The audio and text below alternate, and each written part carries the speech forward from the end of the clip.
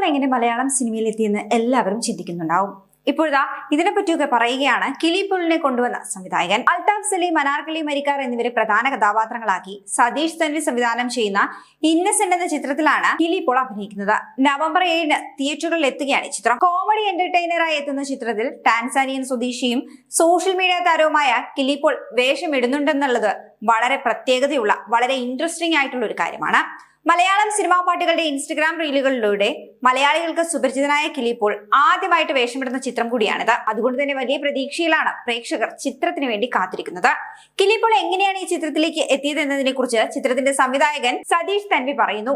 6 മാസത്തോളം കിളിയുമായി ചാറ്റ് ചെയ്തതിനു ശേഷമാണ് സിനിമയിലേക്ക് ഇദ്ദേഹത്തെ കൊണ്ടുവന്നതെന്നാണ് സതീഷ് പറയുന്നത്. തിരക്കഥ പൂർത്തിയായപ്പോൾ ഒരു കഥാപാത്രത്തിലേക്ക് ഒരു ഇൻഫ്ലുവൻസറെ ആവശ്യമായിരുന്നു. വേറെ ഒരാളെ പറഞ്ഞു വെച്ചിട്ടുണ്ടായിരുന്നു. എന്നാൽ ഹിറ്റ് FM-ൽ അവതാരകൻ മിഥുന്റെ അടുത്ത് കിളി പോൾ വന്നിരുന്നു. ആ സമയത്ത് മിഥുൻ തന്റെ സുഹൃത്താണ്. അങ്ങനെ അവനാണ് കിളി പോളിന്റെ നമ്പർ തനിക്ക് തരുന്നത്. അങ്ങനെ ഒരു 6 മാസത്തോളം കിളി പോളുമായി ചാറ്റ് ചെയ്തു. ആ സമയത്ത് കുറെ സിനിമകൾ കിളിക്ക് വന്നിട്ടുണ്ടായിരുന്നു. എന്നാൽ പക്ഷേ വേറെ ഒന്നും കമ്മിറ്റ് ചെയ്യാതെ നമ്മുടെ സിനിമയിലേക്ക് കിളി വന്നുവെന്നാണ് സതീഷ് കിളി പോളിനെ പറ്റി പറയുന്നത്.